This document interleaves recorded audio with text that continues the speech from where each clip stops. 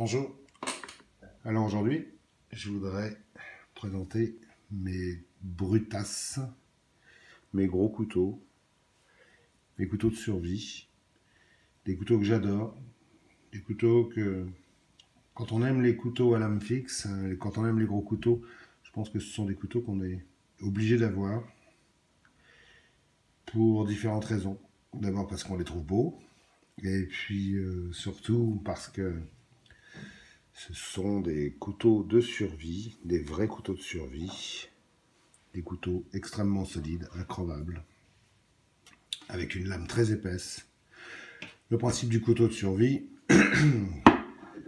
c'est un couteau qui doit être totalement incassable, increvable, qui doit garder son tranchant relativement longtemps, mais également être facile à affûter, parce qu'une lame trop dure, quand on est perdu dans la nature, si on n'a pas les outils nécessaires, pour la réaffûter, c'est une vraie galère. Donc il faut que ce soit un acier, un bon compromis entre un acier dur, qui garde son tranchant longtemps, et qui soit facile à réaffûter. Donc voilà, pour ça, je présente le BK, le BK2 et le SI5. Alors, pour commencer, je vais d'abord parler du Ka-Bar BK2 et du SI5, qui sont des couteaux concurrents, qui jouent exactement dans la même catégorie, c'est-à-dire le gros couteau de survie, avec une lame très épaisse, très solide, incassable, garantie à vie, le couteau sur lequel on doit pouvoir compter en n'importe quelle circonstance, qui nous permet de chasser, de couper du bois, de nous sortir de différentes situations risquées. C'est bon, voilà, c'est un couteau de survie. Alors pour commencer, le SI5, c'est un couteau qui est fabriqué par une société qui s'appelle SI Rowen. Rowen, je pense, c'est la manufacture. C'est un couteau, il y a eu de multiples, comme le Ka-Bar BK2 d'ailleurs, il y a eu de multiples vidéos qui ont été faites sur YouTube, c'est facile à trouver, c'est une légende ce couteau. C'est le couteau qu'il faut absolument avoir dans sa collection parce que, bon, voilà, il a été conçu pour les pilotes d'hélicoptères américains, pour leur permettre de se désincarcérer en cas de crash. Donc, conçu avec une lame extrêmement solide qui permet de découper, paraît-il, ça permet de découper une carlingue d'hélicoptère. Voilà, je veux bien le croire, parce que quand on voit la gueule du truc, c'est vraiment, c'est une bête, quoi, c'est une bête, c'est un monstre. Avec un glass breaker à l'arrière, on comprend tout de suite l'intérêt de la chose, hein. Quand on est coincé dans une carlingue d'hélicoptère, on comprend le briseur de glace, à quoi ça sert. Manche en micarta. Alors, au niveau du confort de manche, bon, il y en a qui sont emballés, moi je le suis moins, je le trouve un petit peu trop carré. Je le sens pas super confortable. Si je devais travailler pendant plusieurs heures avec, je pense que ça finirait par me déranger.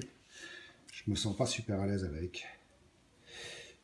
Pas du tout du même confort que le BK2. Alors le BK2 par contre, le dessin du manche, le dessin de la poignée, d'ailleurs c'est pour ça qu'ils ont dessiné une poignée tellement belle, tellement confortable qu'on la retrouve pratiquement sur tous leurs modèles.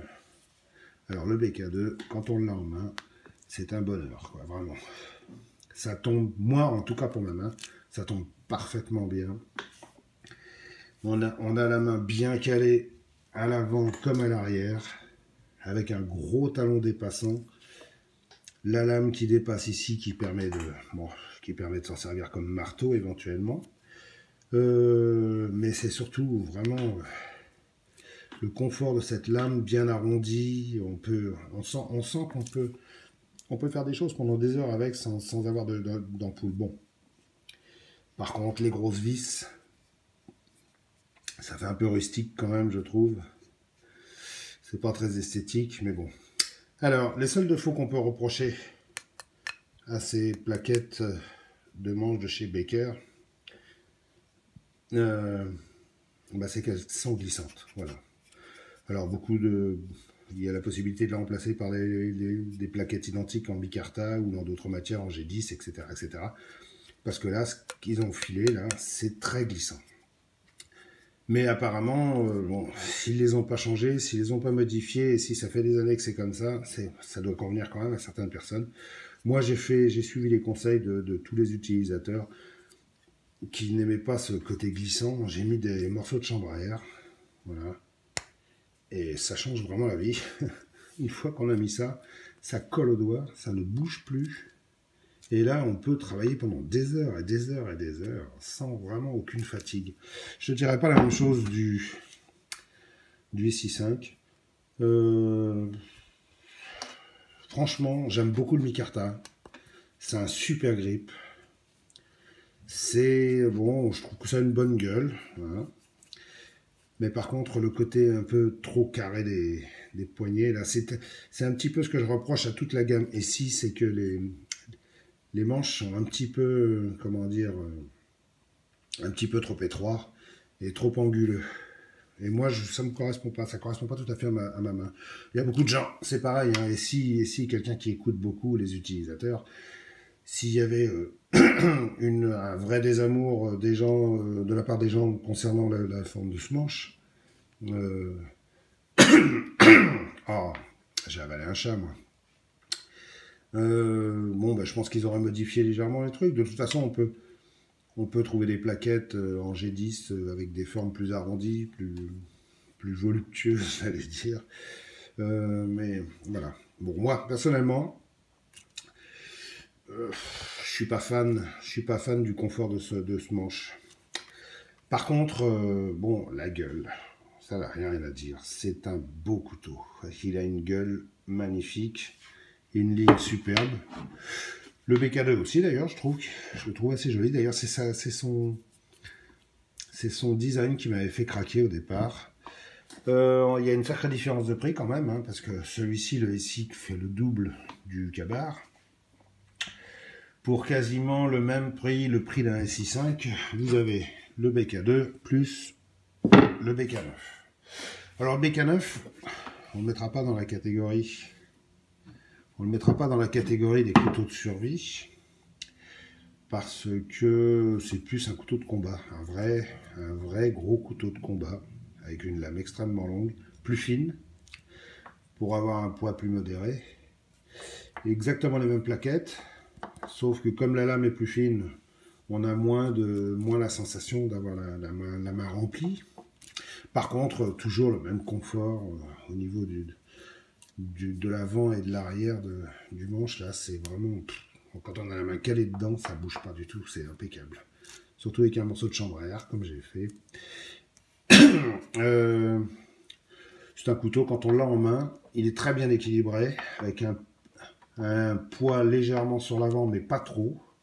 D'ailleurs, tous ceux qui le prennent en main, ils sont toujours surpris par la légèreté de ce couteau. Il fait d'ailleurs... On va le peser tout de suite. Le poids du BK9, c'est 478 grammes. Ce qui paraît assez lourd. Mais quand on l'a en main, on a vraiment une sensation de légèreté. Quand on le compare avec le SI5 fait 439 grammes. Et le BK2, 425 grammes. Voilà. Donc quand même le BK9 est quand même fait presque ses 500 grammes. Ça fait une sacrée différence. Mais quand on l'a en main, on n'a pas l'impression. On a l'impression que les modèles les plus courts sont plus lourds en fait. Donc probablement une question de répartition de poids. Au niveau des caractéristiques, alors là, c'est pas très compliqué. Le BK5 et le SI5, le SI5 et le BK2 sont quasiment identiques.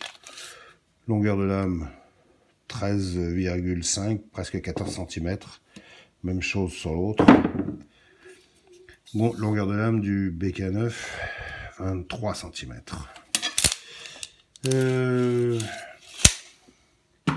L'épaisseur de lame. Sur le BK2, on est à un peu plus de 6 mm. Il est légèrement plus épais, mais très légèrement plus épais que le SI5, qui fait également un peu plus de 6 mm. Mais on voit quand même que il est un tout petit peu plus épais. Bon, ça saute pas aux yeux. Le BK9, lui, par contre, il fait un peu plus de 5 mm. Voilà. Alors, mon avis sur les étuis. En ce qui concerne les étuis, j'avais déjà fait une vidéo dessus. L'étui du BK2, voilà. Plastique moulé. Alors, je crois que c'est un mélange de nylon, de fibre de verre et de plastique.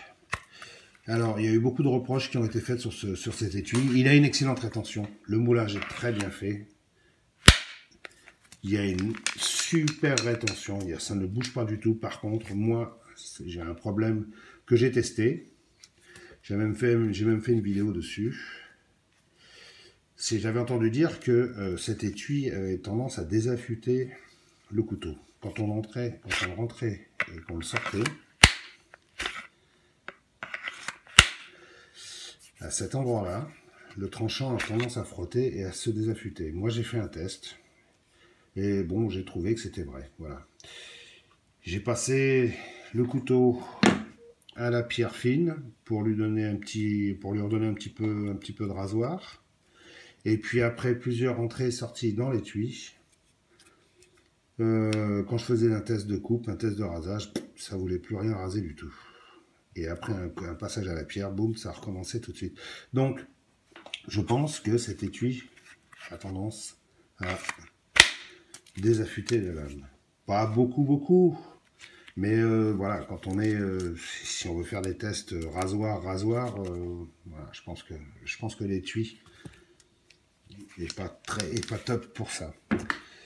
En ce qui concerne le SI5, alors lui par contre, l'étui du SI5, c'est une merveille de précision.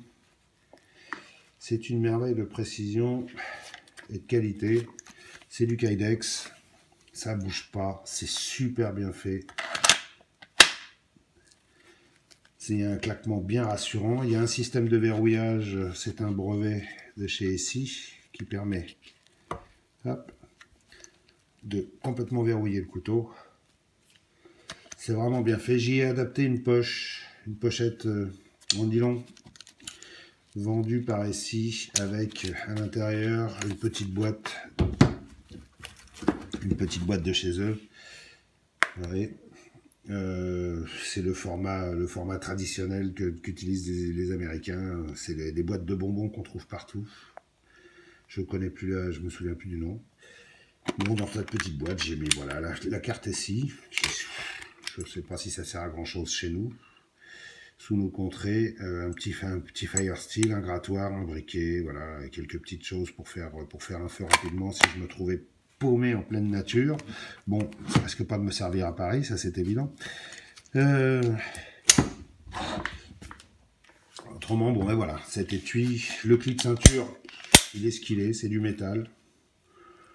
Bon, il a fait ses preuves, mais bon, d'un autre côté, ça respire la solidité, mais je pense qu'à la longue, cette petite languette de métal, ça va bien bouffer les ceinturons. Enfin, bref, c'est quand même un couteau qui permet une multitude de ports, et puis surtout, voilà, c'est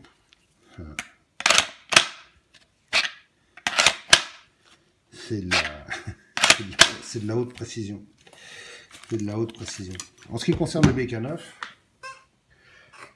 lui par contre, bon, bah, il a un étui fabriqué en Chine, tout ce qui est de plus classique. Étui en nylon, avec Voilà, un petit strap, là, enfin un petit strap et une pression. Passant molle à l'arrière. Fabriqué en Chine, ça doit être écrit là. Made in China, ouais, c'est ça. Bon, ouais, voilà, étui nylon avec...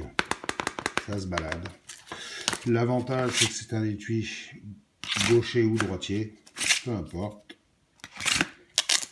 Une petite pochette. Petite pochette permet de mettre quelques petites choses dedans. Et un petit espace pour y placer un couteau. Ce couteau, c'est le BK13, le modèle Remora. J'ai fait une vidéo dessus. Moi, c'est un modèle que je préfère utiliser, que je laisse dans un comment dire, une pochette d'essai. Mais bon, voilà, si je devais partir avec ce couteau, je pourrais placer le Remora à l'intérieur. Je pourrais faire effectuer des petites tâches. Le BK9, oui, c'est ben voilà, c'est un truc quoi. Si vous regardez toutes les vidéos qui ont été faites dessus, tout le monde en est extrêmement satisfait. C'est un vrai chopper. C'est un couteau qui est fait pour les coupes à la volée. C'est une belle bête. Hein. Il n'y a rien à dire de plus. Mon opinion personnelle sur tous ces couteaux. Bon, moi j'aime les gros couteaux. De toute façon, mes vidéos l'attestent. J'aime tous les couteaux. J'aime les lames en général. C'est une passion. C'est une passion que j'ai depuis toujours. C'est une passion qui coûte cher, évidemment. Hein, c'est comme entretenir une maîtresse. Bon, ça va. Heureusement qu'on peut s'acheter des beaux couteaux qui ne sont pas chers, parce que les Chinois maintenant font des choses extraordinaires. Et pour ceux qui aiment les couteaux, ça leur permet d'en acheter beaucoup.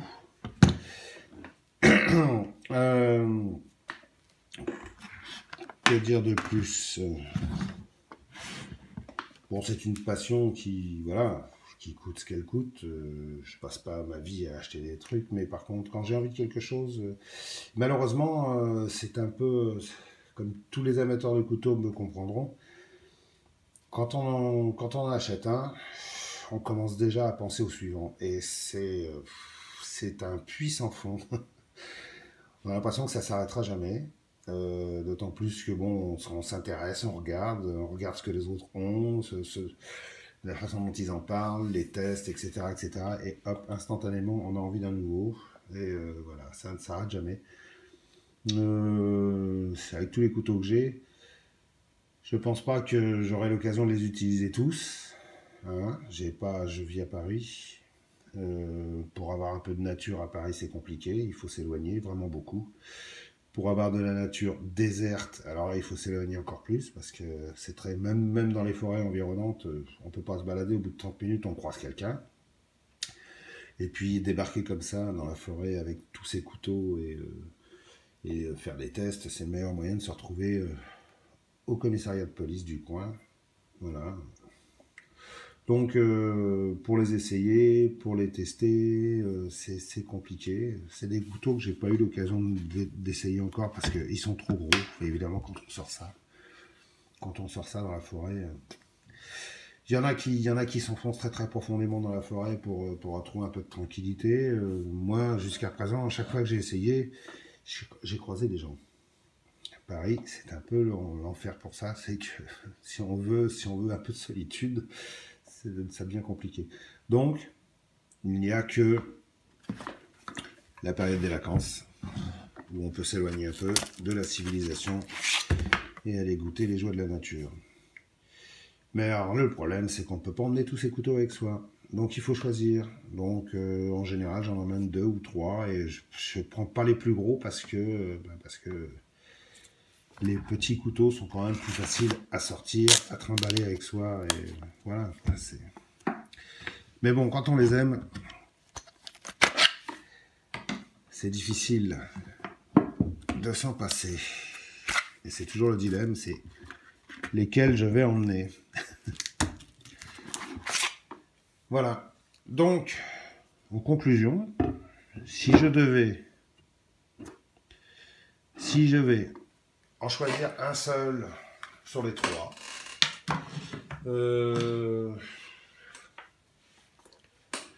Si je devais en choisir un seul sur les trois, si par exemple je devais partir de chez moi en catastrophe, attraper un couteau au passage, avec un sac, remplir, jeter quelques affaires dans un sac et se prendre un couteau, pour X raisons, je pense que je choisirais le SI5.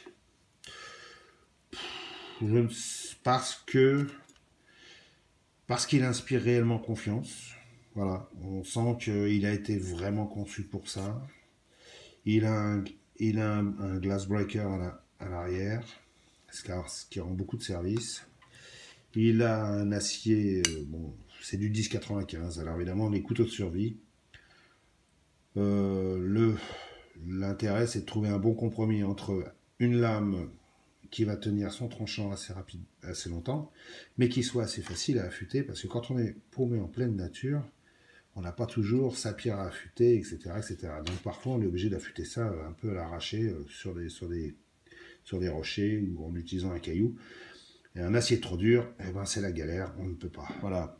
Donc si je devais n'en choisir qu'un, je pense que je choisirais le SI5.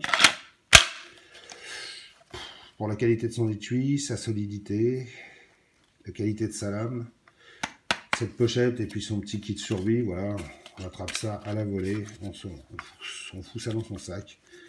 On a de quoi se défendre, chasser, tailler du bois, se préparer un camp, faire du feu. Le BK9, bon, c'était pour le fun, quoi. C'est un super chopper. Évidemment, idéalement, il faudrait en avoir deux, quoi. C'est-à-dire un grand comme ça, voilà, et puis un plus court. Mais vous voyez, ça fait déjà plus d'un kilo sur soi, quoi. Peut-être pour la chasse aux zombies, hein, puisque c'est la mode, la chasse aux zombies apparemment. Donc voilà. En conclusion, eh ben, c'était mes gros couteaux. Voilà.